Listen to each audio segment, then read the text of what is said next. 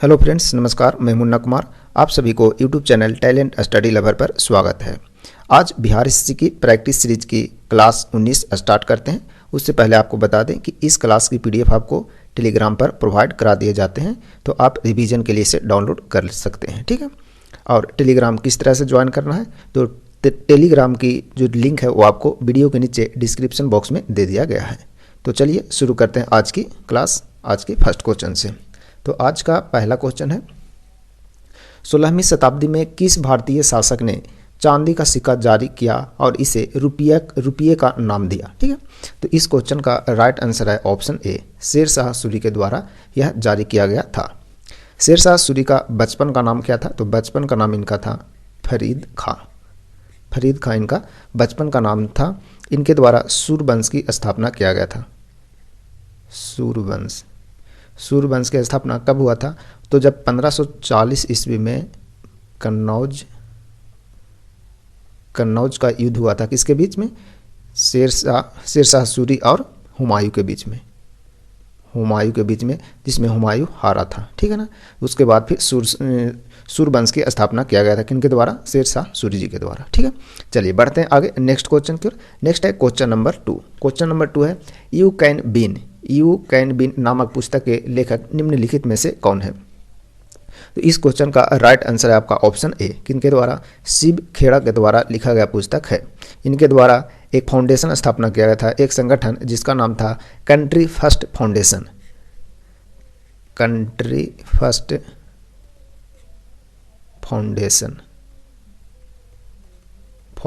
किनके द्वारा स्थापना किया गया था?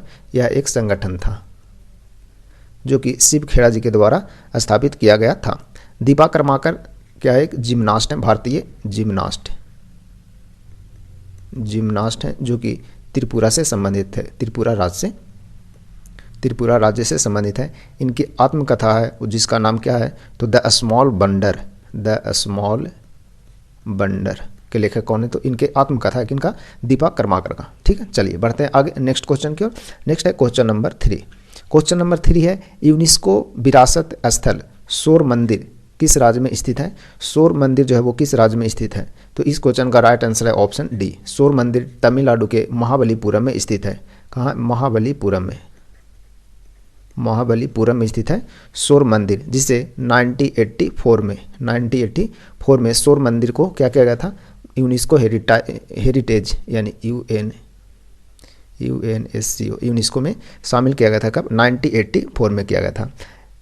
ये मंदिर जो है कौन से? शोर मंदिर। इसका निर्माण पल्लव शासक के द्वारा कराया गया था। पल्लव शासक के द्वारा। पल्लव शासक कौन थे? नरसिंह बर्मन के द्वारा इसकी स्थापना कराया गया था। शोर मंदिर को रथ मंदिर भी कहते हैं। शोर मंदिर को रथ मंदिर के नाम से भी जाना जाता है, और इसे सप्त पैगोडा भी कहते हैं। क्या कहते हैं? सप्त पैगोडा किसे कहते हैं, तो शोर मंदिर को कहते हैं। ठीक है। चलिए ये कुछ इंपॉर्टेंट पॉइंट था। चलिए नेक्स्ट है क्वेश्चन नंबर 4। क्वेश्चन नंबर 4 है, भारतीय संविधान केंद्र सरकार को प्रकार की निधियां प्रदान करती है, यानी कितने प्रकार की निधियां जो है वो प्रदान करती है। यानी भारतीय संविधान जो है वो केंद्र सरकार को कितने प्रकार की निधियां प्रदान करता है। तो इस क्वेश्चन का आपका राइट आंसर है ऑप्शन बी। यानी कि टोटल 3 प्रकार की निधियां हैं भारत में, यानी केंद्र सरकार को 3 प्रकार की निधि मिलती है। तो कौन कौन मिलता है, तो पहला है आपका भारत संचित निधि, भारत की संचित निधि पहला है। दूसरा है भारत की लोक लेखा समिति,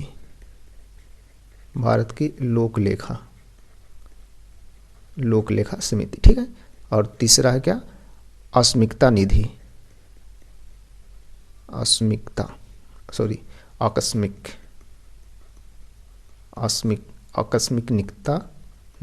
ठीक है ना। ये टोटल 3 प्रकार की निधि हैं। 3 प्रकार की निधि है, जिसमें संचित निधि का संबंध है अनुच्छेद 266, और यह है आपका 266 का 2 में कौन? भारत की लोक लेखा समिति। और अनुच्छेद 267 में संबंध है भारत की आकस्मिकता निधि। ठीक है। चलिए बढ़ते हैं आगे नेक्स्ट क्वेश्चन की ओर। नेक्स्ट है क्वेश्चन नंबर 5। क्वेश्चन नंबर 5 है, निम्नलिखित में से किस उद्योग को भारत के 8 आधारभूत उद्योग के सूचकांक की गणना के लिए उपयोग किया जाता है, यानी निम्न में से वो कौन है।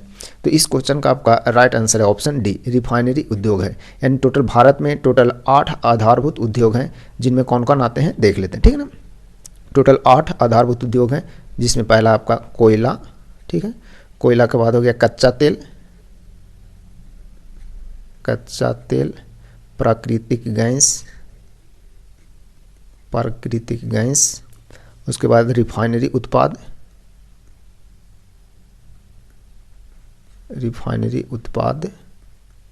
फिर हो जाएगा आपका रिफाइनरी उत्पाद के बाद उर्वरक, उसके बाद इस्पात, और उसके बाद सीमेंट, और लास्ट में क्या है, बिजली। ये टोटल भारत के 8 आधारभूत उद्योग हैं, जिसमें कोयला, कच्चा तेल, प्राकृतिक गैस, रिफाइनरी उत्पाद, उर्वरक, इस्पात, सीमेंट और बिजली है, ठीक है। ये टोटल 8 हैं। चलिए बढ़ते हैं आगे नेक्स्ट क्वेश्चन की ओर। नेक्स्ट है क्वेश्चन नंबर 6। क्वेश्चन नंबर 6 है, निम्नलिखित में से कौन सी नदी एक पूर्व की ओर बहने वाली नदी नहीं है, यानी पूर्व की ओर बहने वाली नहीं है, यानी कि पश्चिम की ओर बहती है, ठीक है। तो ये आपका राइट आंसर होगा ऑप्शन बी, कौन है, नर्मदा नदी, जो कि पश्चिम की ओर बहती है। नर्मदा नदी पश्चिम की ओर बहने वाली नदी है। नर्मदा नदी कहाँ से निकलती है, तो यह निकलती है अमरकंटक से, मध्य प्रदेश के अमरकंटक से निकलती है। और कहाँ कहाँ होकर चलती है, तो मध्य प्रदेश और गुजरात, और लास्ट में ये खंभात की खाड़ी में गिर जाती है, खंभात की खाड़ी में गिरती है। कौन सी नदी, तो नर्मदा नदी, ठीक है ना। इस नदी पर जो बना बांध है उसका नाम क्या है, तो सरदार सरोवर बांध, सरदार सरोवर बांध जो बंधा है किस नदी पर है, तो नर्मदा नदी पर है। तवा नदी नर्मदा नदी की सबसे लंबी सहायक नदी है, तवा नदी सबसे लंबी सहायक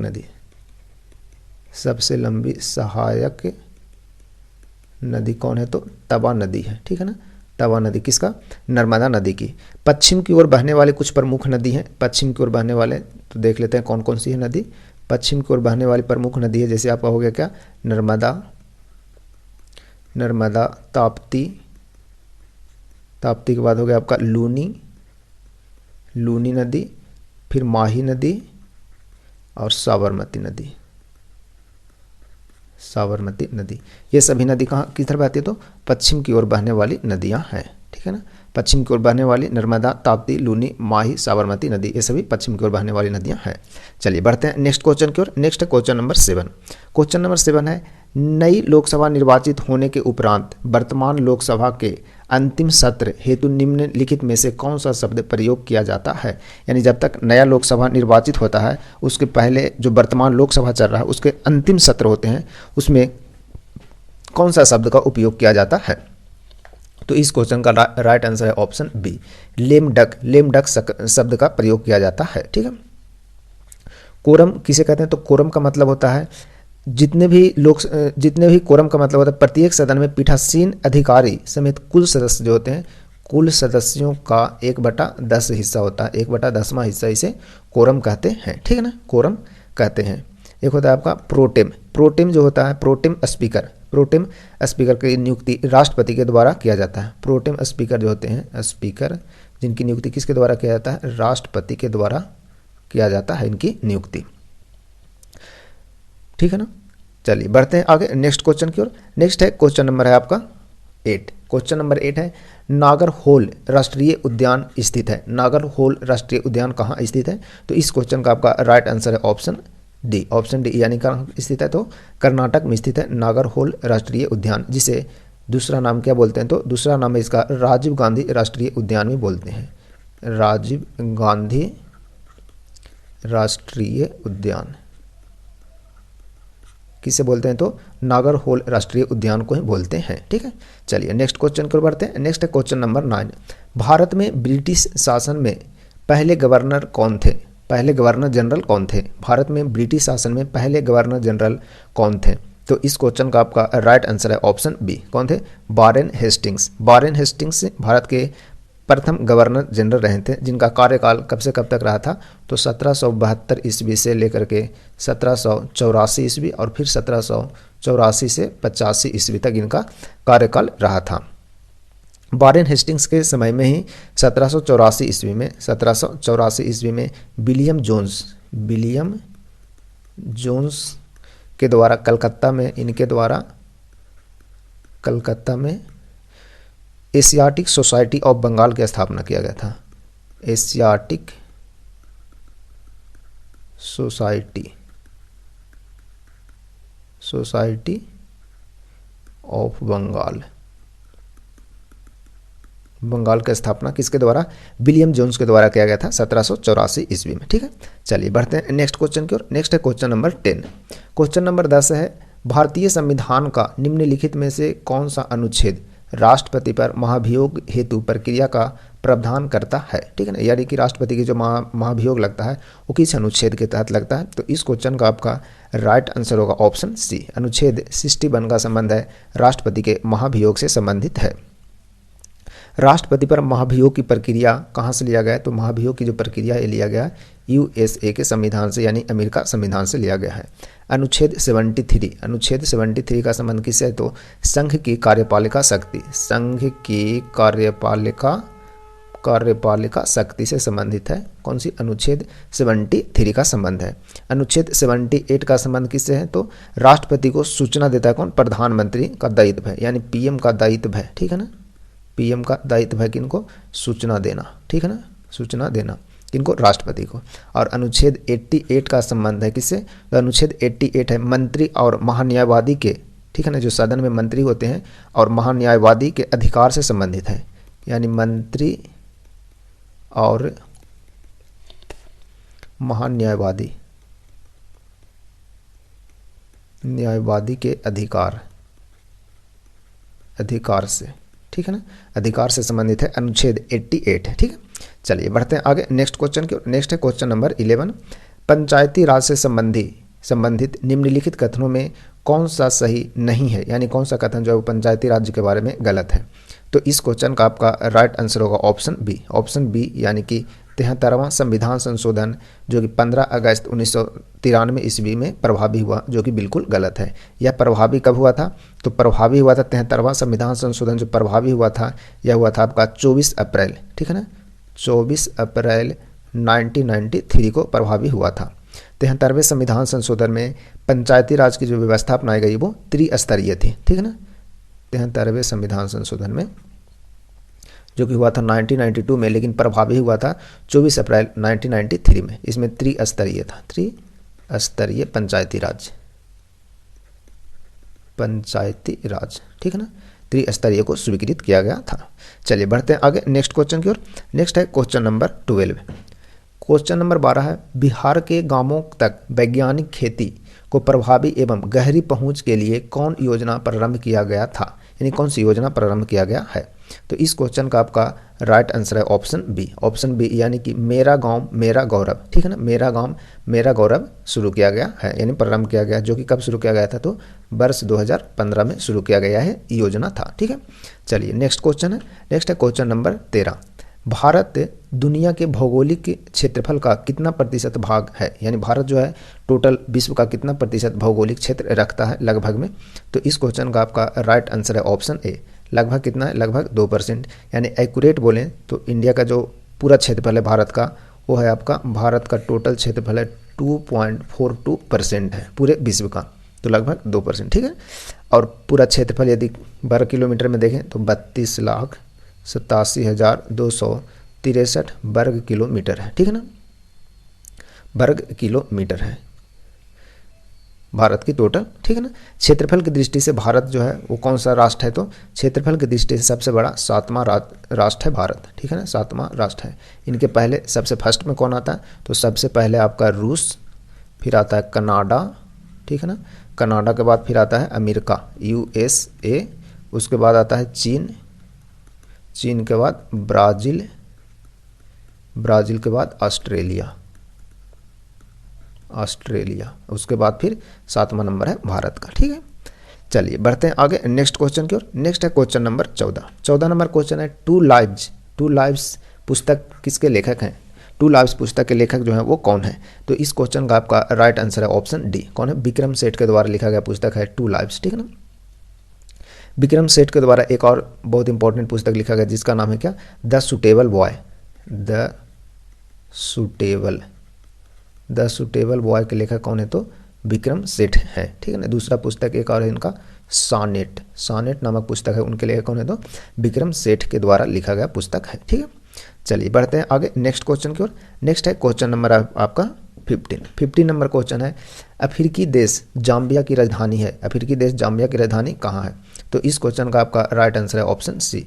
जाम्बिया की राजधानी है लुसाका। जाम्बिया की राजधानी कहाँ? लुसाका। हरारे राजधानी किसका है? तो जिम्बाब्वे का। जिम्बाब्वे की राजधानी कहाँ है? तो हरारे है। और बमाको कहाँ की राजधानी है? तो माली देश की, ठीक है ना। माली की राजधानी कहाँ है? तो बमाको। और डकार जो राजधानी है वो किसका है? तो सेनेगल का। सेनेगल की राजधानी कहाँ है? डकार, ठीक है। चलिए बढ़ते हैं आगे नेक्स्ट क्वेश्चन की ओर। नेक्स्ट है क्वेश्चन नंबर 16। क्वेश्चन नंबर 16 बोल रहा है क्या कि शेर शाह सूरी और हुमायूं के बीच कन्नौज का युद्ध, कन्नौज जिसे बेलग्राम का युद्ध भी बोलते हैं, वो कब लड़ा गया था? ठीक है ना, कब लड़ा गया था? तो इस क्वेश्चन का आपका राइट आंसर है ऑप्शन सी। ऑप्शन सी यानी कि 1540 ईस्वी में शेर शाह सूरी और हुमायूं के बीच लड़ा गया था कन्नौज या बेलग्राम का युद्ध भी बोलते हैं। बेलग्राम का युद्ध भी इसे बोलते हैं, जिसमें हुमायूं क्या हुआ था? पराजित हुआ था। हुमायूं हार गया था, ठीक है। हुमायूं हारा था। इसके बाद शेर शाह सूरी ने सूरवंश की स्थापना की थी। सूरवंश की स्थापना किसके द्वारा? शेर शाह सूरी के द्वारा ही किया गया था। इनके बचपन का नाम था फरीद खां, ठीक है ना, अभी आया था, ठीक है। चलिए बढ़ते हैं आगे नेक्स्ट क्वेश्चन की ओर। नेक्स्ट है क्वेश्चन नंबर 17। 17 नंबर क्वेश्चन है, राष्ट्रीय ऊर्जा संरक्षण दिवस मनाया जाता है। राष्ट्रीय ऊर्जा संरक्षण दिवस कब मनाया जाता है? तो इस क्वेश्चन का आपका राइट आंसर होगा ऑप्शन सी। ऑप्शन सी यानी कि 14 दिसंबर को मनाया जाता है। 14 दिसंबर को क्या मनाया जाता है? तो राष्ट्रीय ऊर्जा संरक्षण दिवस मनाया जाता है। 14 मई को क्या मनाया जाता है? तो 14 मई को विश्व प्रवासी दिवस, विश्व प्रवासी दिवस कब मनाया जाता है? तो 14 मई को मनाया जाता है। 27 सितंबर को क्या मनाया जाता है? 27 सितंबर को विश्व पर्यटन दिवस, विश्व पर्यटन दिवस 27 सितंबर को मनाया जाता है, ठीक है ना। 27 सितंबर को मनाया था। कुछ और इम्पोर्टेंट है डे जैसे देख लेते हैं, जैसे 3 अक्टूबर है। 3 अक्टूबर को मनाया जाता है क्या? 3 अक्टूबर को विश्व प्रकृति दिवस, विश्व प्रकृति दिवस मनाया जाता है। कब? 3 अक्टूबर को मनाया जाता है। 16 दिसंबर को विजय दिवस मनाया जाता है। विजय दिवस कब? 16 दिसंबर को मनाया जाता है, ठीक है।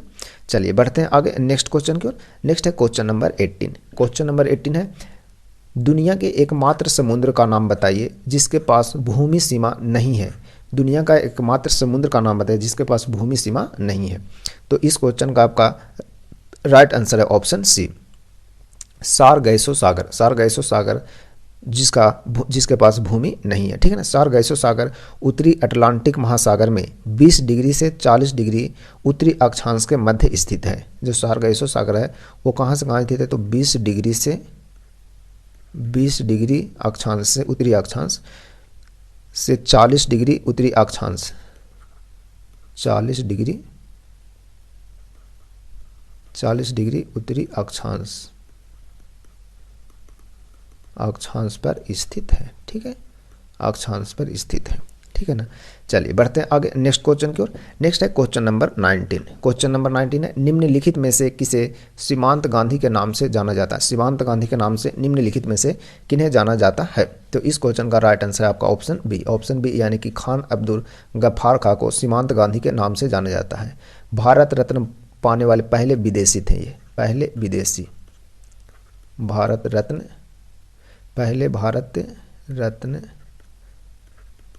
प्राप्त करने वाले विदेशी कौन थे?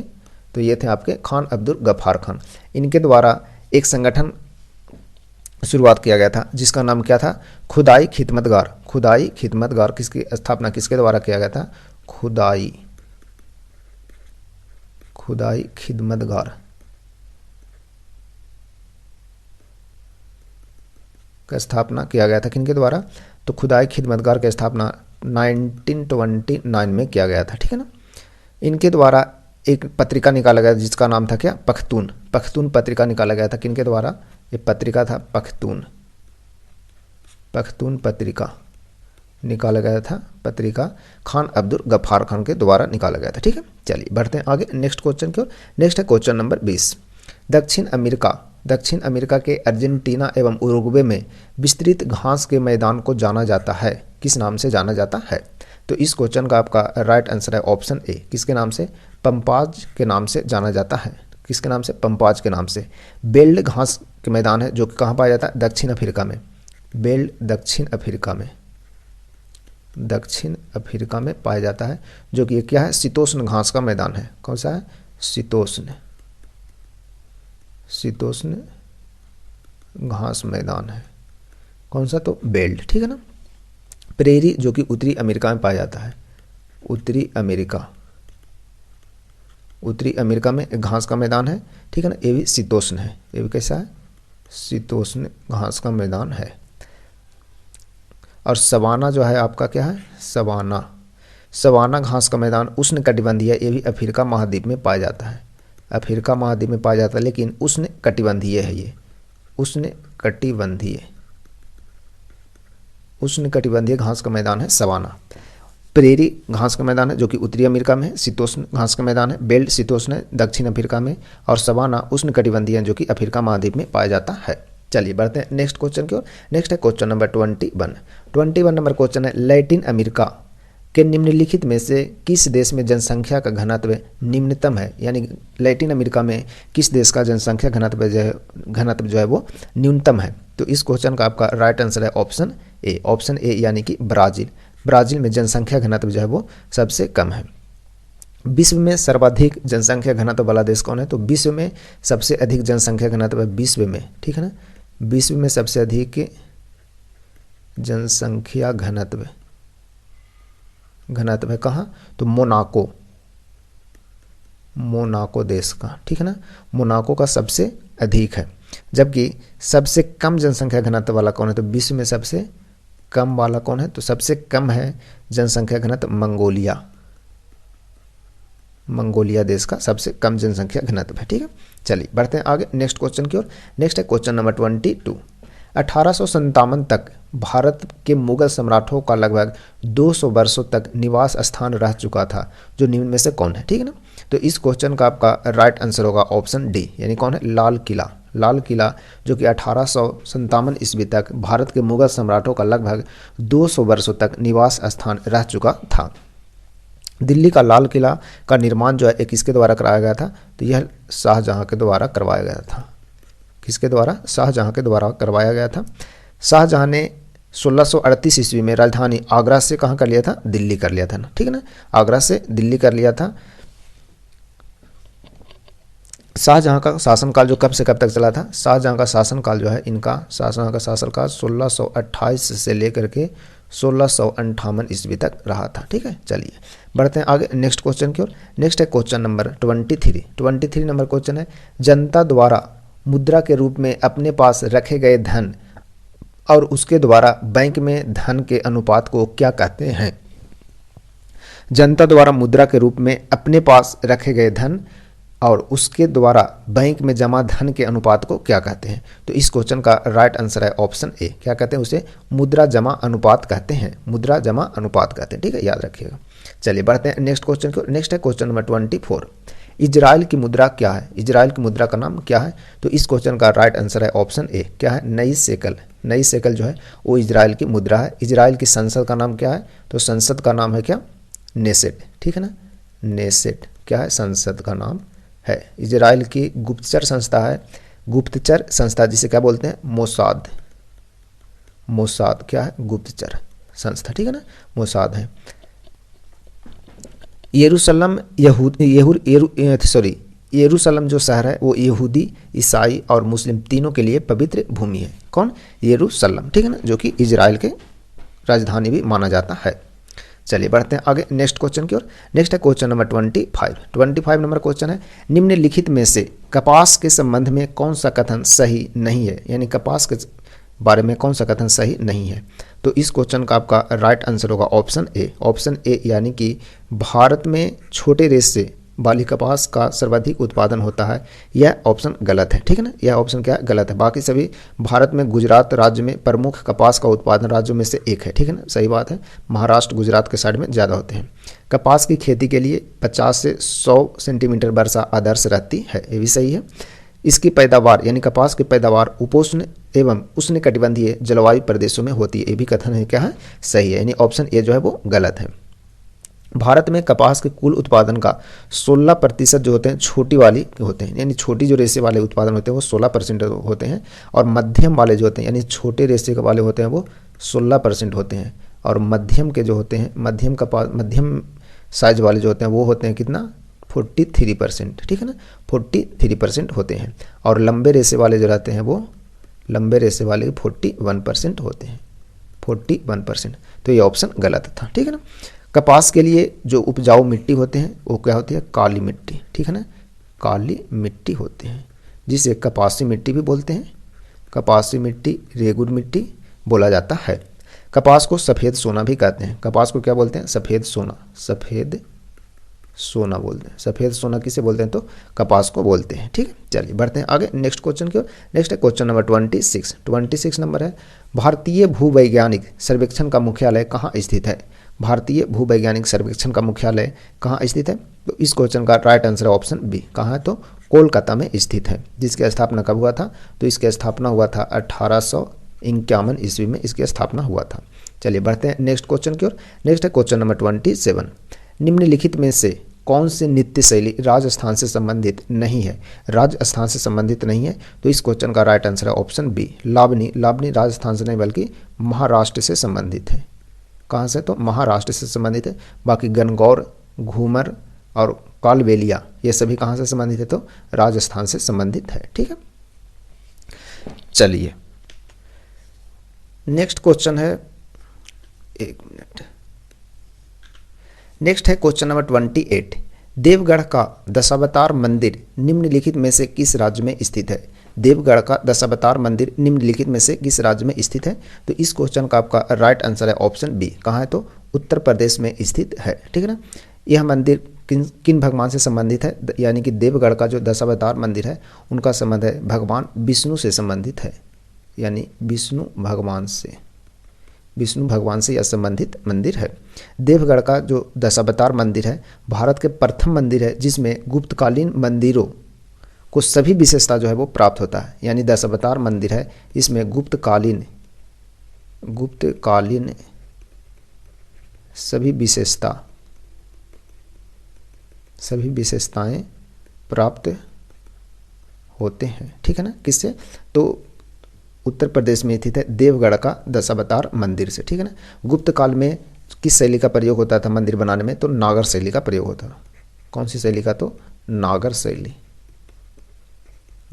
का। ठीक है ना, चलिए बढ़ते हैं नेक्स्ट क्वेश्चन की ओर। नेक्स्ट है क्वेश्चन नंबर 29 नंबर क्वेश्चन है, निम्नलिखित में से कौन सा पुरातात्विक स्थल सिंधु घाटी सभ्यता से संबंधित नहीं है? सिंधु घाटी सभ्यता से संबंधित नहीं है, तो इस क्वेश्चन का आपका राइट आंसर होगा ऑप्शन ए, यानी कि रोम। रोम जो है वो सिंधु घाटी सभ्यता से संबंधित नहीं है।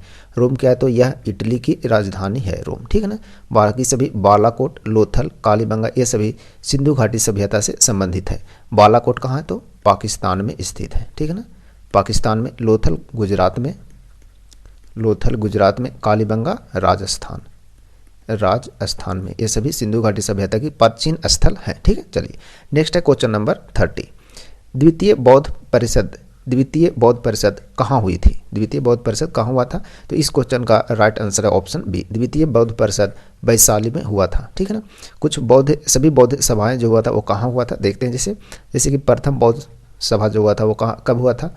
483 ईसा पूर्व में। 483 ईसा पूर्व में हुआ था। कहाँ? राजगृह में हुए थे। ठीक है ना, राजगृह में किसके शासनकाल में? तो अजातशत्रु के शासनकाल में, अजातशत्रु के शासनकाल में हुआ था। दूसरा बौद्ध संगीति जो हुआ था 383 ईसा पूर्व। 383 ईसा पूर्व कहाँ हुआ था? वैशाली में। ठीक है ना, वैशाली में हुआ था। इस समय शासनकाल किसका था? तो काला शोक के शासनकाल में हुआ था द्वितीय बौद्ध संगीति, जो कि 383 ईसा पूर्व में हुआ था। तृतीय बौद्ध संगीति जो हुआ था वो 255 ईसा पूर्व में हुआ था। 255 ईसा पूर्व में कहाँ? पाटलिपुत्र में, पाटलिपुत्र में हुआ था। उस समय शासनकाल अशोक का शासनकाल था। ठीक है। और चौथी बौद्ध संगीति जो हुआ था ये हुआ था ईस्वी की प्रथम शताब्दी, ईस्वी की प्रथम शताब्दी में, प्रथम शताब्दी में हुआ था। कहाँ? कुंडलवन में, कुंडलवन में, जो कि कनिष्क के शासनकाल में हुआ था। ठीक है ना, कनिष्क के शासनकाल में। तो ये सभी 4 बौद्ध संगीति हुए थे। चलिए बढ़ते हैं नेक्स्ट क्वेश्चन की ओर। नेक्स्ट है क्वेश्चन नंबर 31। भारतीय राष्ट्रीय कांग्रेस के पहले अंग्रेज अध्यक्ष कौन थे? भारतीय राष्ट्रीय कांग्रेस के पहले अंग्रेज अध्यक्ष जो थे वो कौन थे? तो इस क्वेश्चन का राइट आंसर है ऑप्शन बी, ऑप्शन बी, यानी कि जॉर्ज यूल जो थे वो कांग्रेस के प्रथम अध्यक्ष बने थे। ठीक है ना। तो कांग्रेस के बारे में कुछ जानकारी प्राप्त कर लेते हैं। जैसे कांग्रेस की स्थापना जो हुआ था वो कब हुआ था? तो 1885 ईस्वी में स्थापना हुआ था। कब? कांग्रेस का स्थापना हुआ था। किनके द्वारा किया गया था? तो ए.ओ. ह्यूम के द्वारा स्थापना किया गया था, जो कि स्कॉटलैंड के निवासी थे। स्कॉटलैंड के निवासी थे। कौन? ए.ओ. ह्यूम। इनके कांग्रेस का प्रथम जो अधिवेशन हुआ था वो 1885 ईस्वी में प्रथम अधिवेशन हुआ था, जिसकी अध्यक्षता W.C. बनर्जी के द्वारा किया गया था। अध्यक्षता जो हुआ था कहाँ हुआ था? तो मुंबई में हुआ था उस टाइम। ठीक है ना, मुंबई में हुआ था। उस टाइम जो वायसराय थे, यानी कि कांग्रेस की जब स्थापना हुआ था उस टाइम वायसराय कौन थे? तो लॉर्ड डफरिन थे उस समय कांग्रेस के भारत के वायसराय। ठीक है। चलिए बढ़ते हैं आगे नेक्स्ट क्वेश्चन की ओर। नेक्स्ट है क्वेश्चन नंबर 32 नंबर क्वेश्चन है, स्वतंत्रता प्राप्ति से पूर्व भारत में आए ब्रिटिश कमीशनों में से श्वेत कमीशन किसे कहा गया? यानी श्वेत कमीशन जो है वो किसे कहा गया? तो इस क्वेश्चन का आपका राइट आंसर है ऑप्शन ए, किसे कहा गया? साइमन कमीशन को कहा गया। साइमन कमीशन जिसकी नियुक्ति हुई थी कब? 8 नवंबर 1927 को इसकी नियुक्ति हुई थी और 3 फरवरी 1928 को यह भारत पहुंचा था। ठीक है ना। इसमें टोटल 7 अंग्रेजी अधिकारी थे, 7 अंग्रेज अधिकारी थे, ऑफिसर थे, इसीलिए इसे श्वेत कमीशन भी बोला जाता है। श्वेत कमीशन किसे बोलते हैं? तो साइमन कमीशन को बोलते हैं, जिसकी अध्यक्षता एक और है कौन है? Cripps mission. दूसरा एक और कौन आता है? तो क्रिप्स मिशन। तो क्रिप्स मिशन 1942 में भारत आए थे। इसकी अध्यक्षता किसके द्वारा किया गया था? तो सर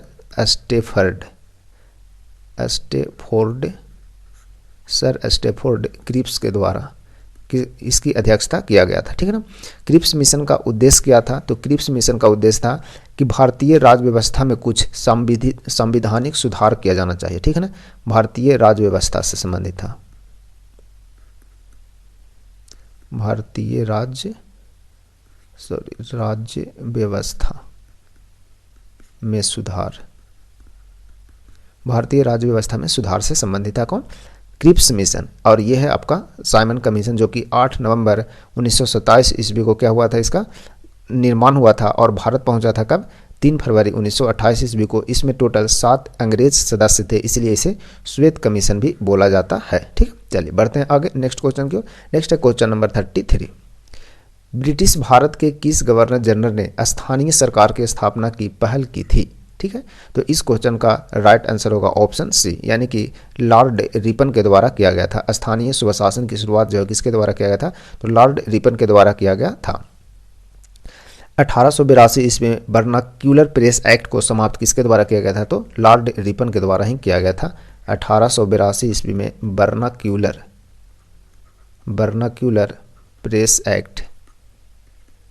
प्रेस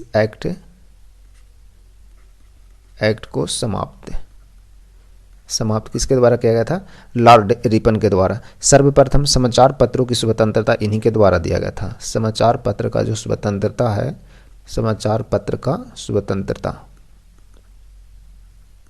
किसके द्वारा दिया गया था? तो लॉर्ड रिपन के द्वारा दिया गया था। लॉर्ड कर्जन के द्वारा शिक्षा और आर्थिक सुधार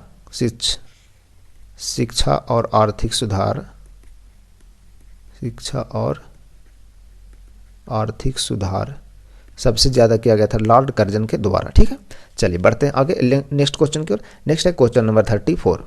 रविंद्रनाथ टैगोर ने निम्नलिखित में से किस देश का राष्ट्रीय गान लिखा था? ठीक है ना। कौन से देश का राष्ट्रीय गान जो है वो रविंद्रनाथ टैगोर के द्वारा लिखा गया है निम्नलिखित में से? तो इस क्वेश्चन का राइट आंसर है ऑप्शन डी। किनके द्वारा? तो बांग्लादेश की राष्ट्रीय गान को लिखा गया है RNT यानी रविंद्रनाथ टैगोर के द्वारा लिखा गया है, ठीक है ना, जिसका क्या नाम है? अमार सोनार बांग्ला।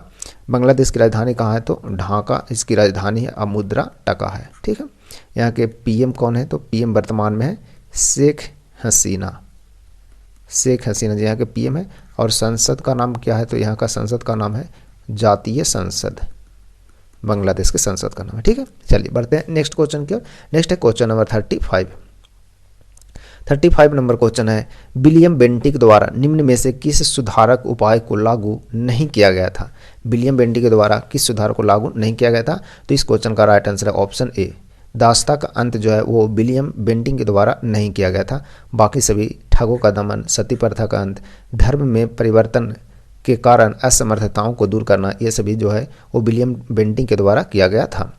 इनका कार्यकाल विलियम बेंटिक का कब से कब तक रहा था? तो देख लेते हैं इनके बारे में थोड़ा सा। तो कार्यकाल इनका 1828 से लेकर के 1835 ईस्वी तक इनका कार्यकाल रहा था। भारत के ये प्रथम गवर्नर जनरल भी रहे थे। प्रथम गवर्नर जनरल कौन है? तो लॉर्ड विलियम बेंटिक। और 1829 ईस्वी में सती प्रथा को इन्होंने समाप्त किया था, ठीक है। किनकी सहायता से? तो राजा राम मोहन राय की सहायता से। राजा राम मोहन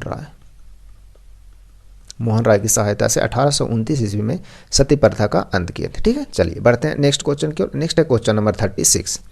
इनमें से कौन सा देश द्वितीय विश्व युद्ध के दौरान धुरी राष्ट्र गुट का सदस्य नहीं था? तो इस क्वेश्चन का आपका राइट आंसर होगा ऑप्शन सी, यानी चीन जो था धुरी राष्ट्र सदस्य का देश नहीं था, ठीक। बाकी सभी धुरी राष्ट्र में थे, जापान, जर्मनी और इटली, ये सभी कौन से थे?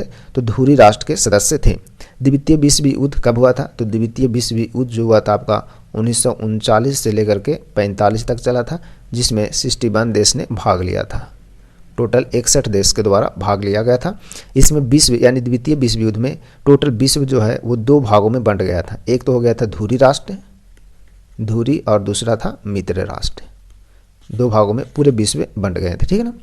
उस समय यानी द्वितीय विश्व युद्ध के समय इंग्लैंड के जो प्रधानमंत्री थे, इंग्लैंड के PM थे कौन? तो इंग्लैंड के PM थे विंस्टन चर्चिल। और अमेरिका के यानी USA के प्रेसिडेंट कौन थे? USA के राष्ट्रपति उस टाइम थे फ्रैंकलिन डी रूजवेल्ट।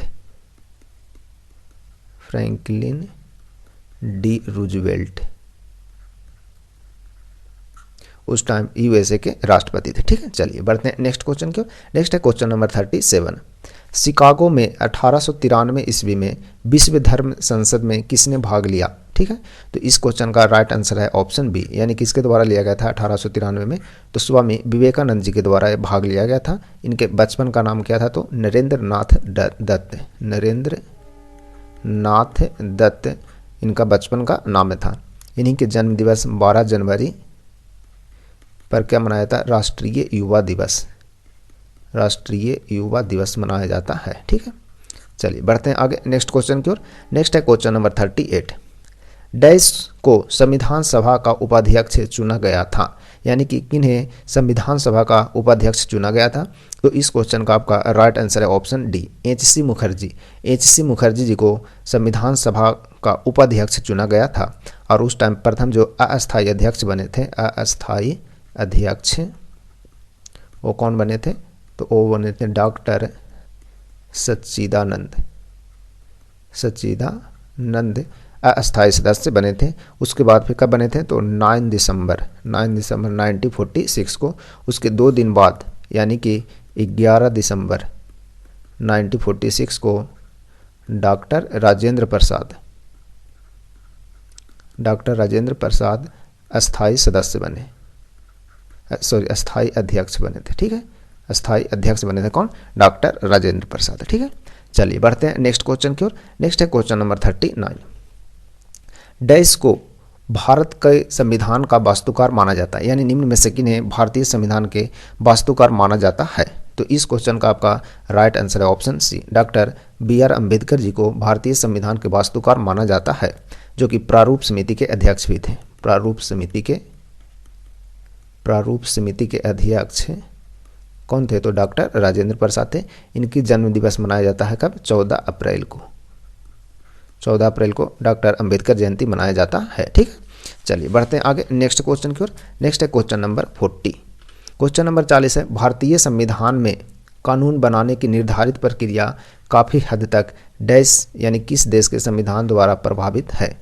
तो इस क्वेश्चन का आपका राइट आंसर है ऑप्शन डी, यानी कि अमेरिकी संविधान से यह सबसे ज़्यादा प्रभावित है, यानी कि लिया गया है। तो अमेरिका के संविधान से क्या क्या लिया गया है वो कुछ देख लेते हैं। जैसे भारत के न्यायाधीशों की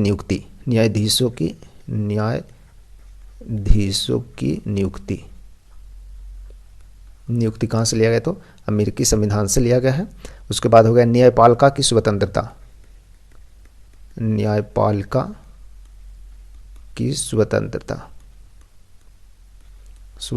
जो किसके द्वारा कहाँ से लिया गया? तो अमेरिकी संविधान से। फिर आपका मौलिक अधिकार अमेरिकी संविधान से। उपराष्ट्रपति का जो पद है ना, उपराष्ट्रपति का पद का प्रावधान, ठीक है, ये सभी कहाँ से लिया गया? तो अमेरिकी संविधान से लिया गया है, यानी कि यूएसए के संविधान से लिया गया है। ये सभी है न्यायाधीशों की नियुक्ति, न्यायपालिका की स्वतंत्रता, मौलिक अधिकार, उपराष्ट्रपति का पद का प्रावधान, जो है सभी कहाँ से लिया गया? तो अमेरिकी संविधान से लिया गया है। ठीक है, चलिए बढ़ते हैं नेक्स्ट क्वेश्चन की ओर। नेक्स्ट है क्वेश्चन नंबर 41 है, निम्नलिखित में से किस राज्य के नीति निर्देशक तत्वों की सूची में सम्मिलित नहीं किया गया है? यानी निम्नलिखित में से किस राज्य के नीति निर्देशक तत्वों में सूची में सम्मिलित नहीं किया गया है? तो इस क्वेश्चन का राइट आंसर है ऑप्शन ए। ऑप्शन ए जो है आपका धार्मिक अधिकार, जो कि नीति निर्देशक में नहीं आता बल्कि मौलिक अधिकार में यह आता है। किस में आता है? तो मौलिक अधिकार में आता है। इसका धार्मिक अधिकार कहाँ से कहाँ अनुच्छेद में? तो आपका अनुच्छेद 25 से 28 तक धर्म की स्वतंत्रता के बारे में बताया गया है। नीति निर्देशक तत्व जो है वो किस देश के संविधान से लिया गया है? तो आयरलैंड से लिया गया है। ठीक है ना, जो कि भाग 4 में, भाग कितना में? भाग 4 और अनुच्छेद 36 से 51 तक है नीति निर्देशक तत्व के बारे में। ठीक है, चलिए बढ़ते हैं आगे नेक्स्ट क्वेश्चन की ओर। नेक्स्ट है क्वेश्चन नंबर 42 नंबर क्वेश्चन है, निम्नलिखित में से कौन सा भारत के मौलिक अधिकार नहीं है? निम्नलिखित में से कौन जो है मौलिक अधिकार नहीं है? तो इस क्वेश्चन का आपका राइट आंसर है ऑप्शन बी। ऑप्शन बी यानी काम करने का अधिकार। काम करने का अधिकार जो है वो क्या है? मौलिक अधिकार नहीं है। भारत में मौलिक अधिकार जो अभी है टोटल कितने हैं? तो मौलिक अधिकारों की संख्या टोटल 6 है। ठीक है, जिसमें आपका एक है समानता का अधिकार, शिक्षा का अधिकार, धार्मिक स्वतंत्रता का अधिकार, फिर हो गया आपका क्या? स्वतंत्रता का अधिकार,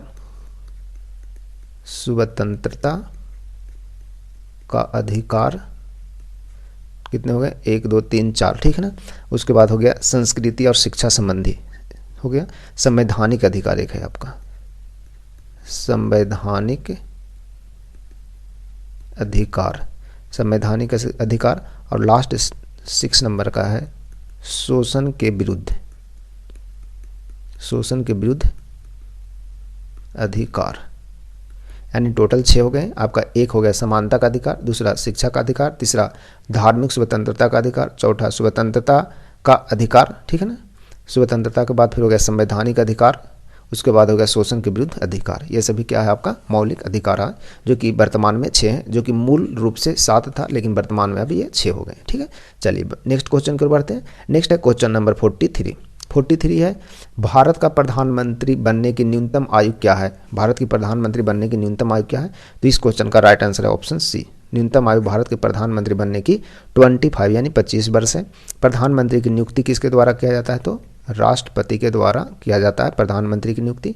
प्रधानमंत्री कौन होते हैं? तो ये लोकसभा के बहुमत दल के नेता, लोकसभा के बहुमत दल के नेता होते हैं। कौन? प्रधानमंत्री होते हैं, और इनकी नियुक्ति राष्ट्रपति के द्वारा, और अन्य मंत्री जो होते हैं उनकी नियुक्ति राष्ट्रपति के द्वारा ही किया जाता है, लेकिन प्रधानमंत्री के सलाह पर, ठीक है ना, पीएम के सलाह पर राष्ट्रपति के द्वारा नियुक्ति होते हैं ये। ठीक है ना, राष्ट्रपति द्वारा, ठीक है ना, अन्य मंत्री की नियुक्ति किया जाता है। चलिए बढ़ते हैं आगे नेक्स्ट क्वेश्चन की ओर। नेक्स्ट है क्वेश्चन नंबर 44।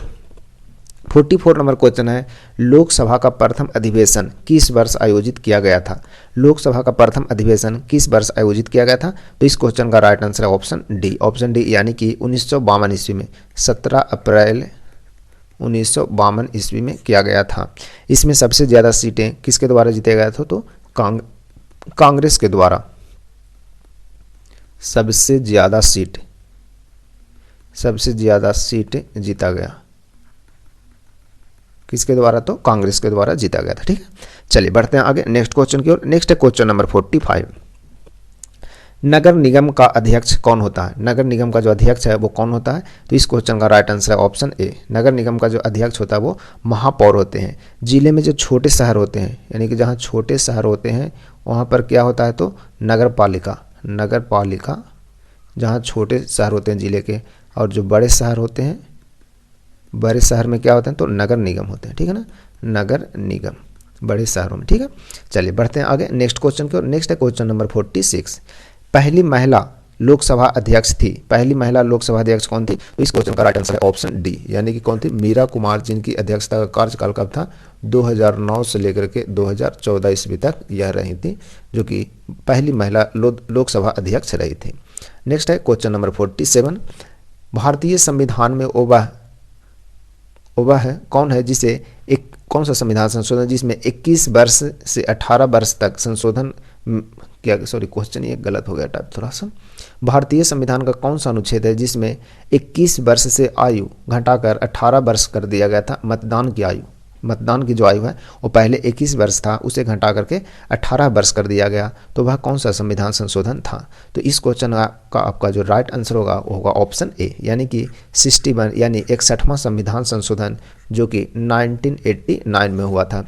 इसमें मतदान की आयु 21 वर्ष से घटाकर 18 वर्ष कर दिया गया। ठीक है, चलिए बढ़ते हैं नेक्स्ट क्वेश्चन की ओर। नेक्स्ट है क्वेश्चन नंबर 48 नंबर क्वेश्चन है, अपनी धुरी पर पृथ्वी के घूर्णन की दिशा है, यानी पृथ्वी किस दिशा में घूमती है?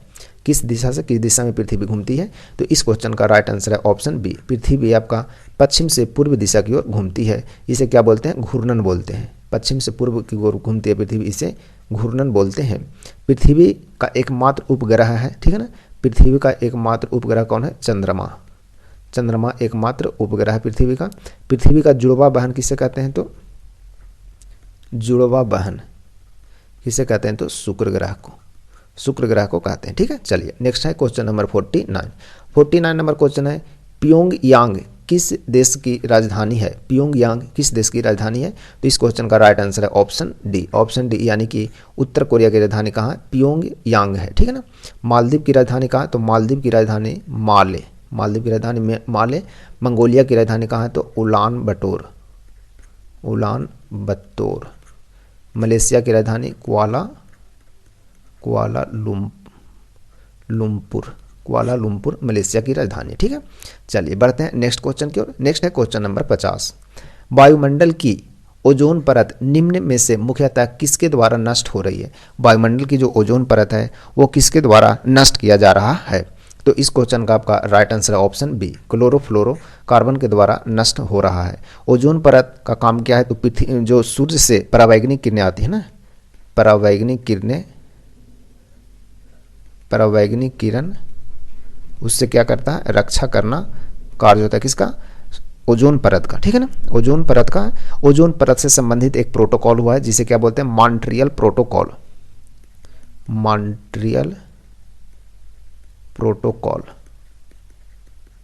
प्रोटोकॉल जो कि कब हुआ था? मॉन्ट्रियल प्रोटोकॉल हुआ था 16 सितंबर 1987 को, जिसमें बताया गया था क्या कि ओजोन परत की रक्षा करना इससे संबंधित है। कौन सा? Montreal protocol. मॉन्ट्रियल कहाँ है? कनाडा में स्थित है। इसीलिए 16 सितंबर को क्या मनाया जाता है? विश्व ओजोन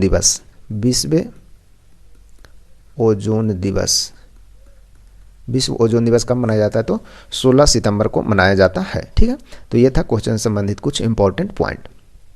तो आज की वीडियो यहीं समाप्त करते हैं, मिलते हैं फिर से कल नए क्लास में। तब तक के लिए आप सभी को धन्यवाद। लेकिन आपको कुछ पॉइंट बता दें कि यदि वीडियो आपको अच्छा लगता है तो वीडियो को लाइक, शेयर एंड अपना YouTube channel talent study lover को सब्सक्राइब जरूर करें। तो मिलते हैं कल फिर से नए क्लास में, तब तक के लिए आप सभी को धन्यवाद।